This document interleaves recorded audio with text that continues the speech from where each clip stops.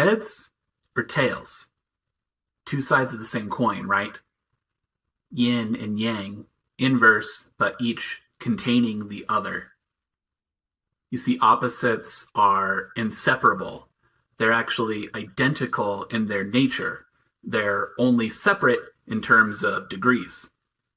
And this idea is what's known as the principle of polarity.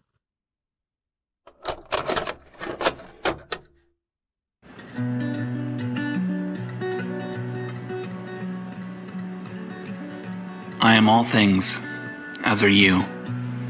Our bodies are gross matter extracted out onto the outer reaches of the known universe, where atoms have come alive with fresh perspective, able to observe themselves, speculate on their place in the great machine of being, and assemble laws under which to function in service of the great nothing. Paradoxically, we are the universe experiencing itself, while the universe in turn experiences us, our trespasses, our anger, our outrage and suffering. On one end of the pole is you, fluid and bone, sat on earth and stone, and on the other is spirit, the great mind, the all, consciousness high and infinite. We are separate, not in nature, but only in degree. In our hearts, we carry burdens. Under the weight of trauma, we hold hate, contempt for our circumstance and the individuals who sat us here. While trauma often originates from a place of comfort and trust, and our perpetrators are most commonly friends and family, made to act unkind by personal devils and happenstance of fate. This hate, which weighs you down, was once love that felt like flying.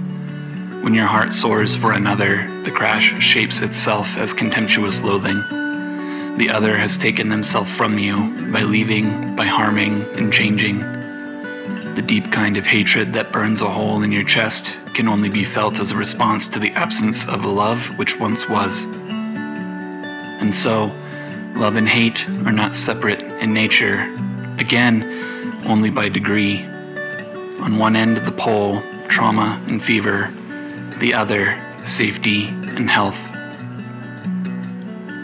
The light of the sun casts a shadow onto us, a metaphor not at all innocuous, indicative of life, the radiance of love, the flow and tempo of all things, as bright light gives way to warm dusk and fades into the cold night. Between the rays of sun and the black void of space, there are infinite degrees of brightness. And so light and dark, yin and yang, exist on opposite ends, each containing the other and expressing all aspects of their shared identity in a beautiful gradient which contains every shade of every color and every tone of gray. North and south, east and west, up and down, left and right, hot and cold, hurt and whole, body and soul, day and night. And so the alchemist observes, stone cannot be turned to gold any more than water to wine. An object cannot be transmuted into another which does not share its nature. Heat cannot become west, red cannot become flesh, but objects measured upon the same pole can, and in truth must, become one another. That which moves quickly must come to rest. Those who live in leisure will come to face test. That which burns must extinguish and become cold, while that which is young must age and grow old. A newborn bird will come one day to fly, and all that lives must one day die. So consider your power. If you feel fear in your heart, know that it is the nature of the universe to transmute this into courage. Know that this is all that fear can become. Know that your ignorance aches to become knowledge, your rage seeks peace, your aches seek relief, and your shambling body seeks rest. Know that hate is not so far from dislike to like to love. Enemies may become friends as easily as friends become enemies, and when push comes to shove, all things are moved. Your body contains your soul, just as the all, the infinite mind of God, contains your body. And you shall transmute from flesh to spirit, from spirit to flesh, again and again, as is your nature. Know that for the love in your heart, there is the shadow of contempt, and for your masculine body, the touch of the femme. That these things are not irreconcilable, but rather it is your purpose as a living, thinking mind to reconcile them. This is the true nature of alchemy, not the metaphors of fiction. The alchemist seeks to integrate their shadow in order to become a whole, complete, realized being. When an unrealized person lashes out against the nature of the world, or in that the nature of another soul, they are lashing out at the part of themselves which hurts, the part which cries out for attention and love. The source of every social phobia is a self-hatred dug in so deep that the pain must escape in the form of hateful words and fearful violence, lest it immolate its own vessel. To reject the opposites of your limited ego mind's construction is to reject your very nature. To deny your truth is to resent your existence. And how could a soul find peace when it is violent towards itself? But take heart, because your pain longs to become freedom. Your shattered dreams long to reform. After all, that which is broken may be repaired. The parts of yourself you killed can be reborn. Death mustn't be any more permanent than the nighttime, lest it be the sole outlier of our entire observable world. Know that while you may have grown old and bitter, the sweet child of your youth rests within, a yin in your yang, ready to be nurtured back to the surface. Your ugliness is beautiful. Your lonely ass is in good company. And if you hate me, I will love you, if only to challenge your bend, that you may give way to the light which awaits us all in the benevolence of an infinite mind aching to know itself completely. I am all things, and so are you. Everything is dual. Everything has poles. Everything has its pair of opposites. Like and unlike are the same.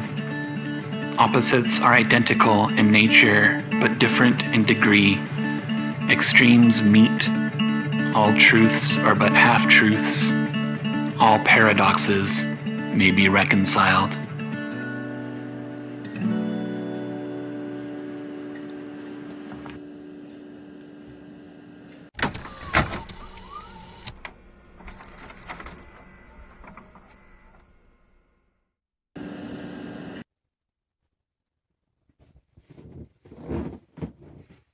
Hey, thank you so much for watching that. I deeply appreciate you spending your time with me. The last video I made about spiritual isolation really blew up, seemed to have an impact on a lot of people, and really made me feel special, made me feel like I'm on the right path.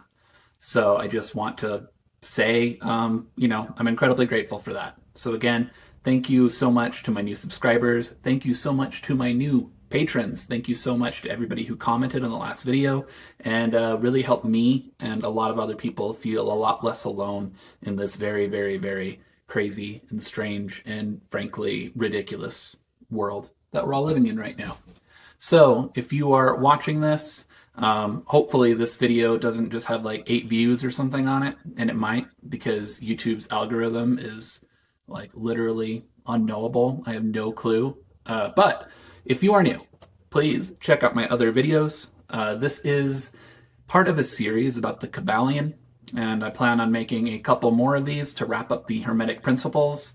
I have some interesting ideas for content going forward, so please stick around if you are intrigued or if you enjoy listening to me yap, as it were. I have a Patreon. It is patreon.com/AmericanDragon. If you sign up, you will find a lot of artwork, you'll find a lot of music, a lot of things that kind of connect to the videos, but have their own like identity out there as things that people care about less, frankly. But please check it out. Every month I send out postcards as well to everybody who subscribes at the $5 tier or more than that. I'll send you a postcard in the mail every single month featuring artwork that I created, featuring music that I created, and just also it'll have a little handwritten note on there saying that I'm grateful for you or something like that. So if you're interested in that, please feel free to join our community. I'm very excited for the future of this channel. I'm extremely grateful to all the new faces out there, and I really just hope that you are having a wonderful, amazing, loving, hopeful day, and that this video provided some entertainment, if nothing else. Yeah, again, thank you. I will see you next time. I am grateful for you. Bye-bye.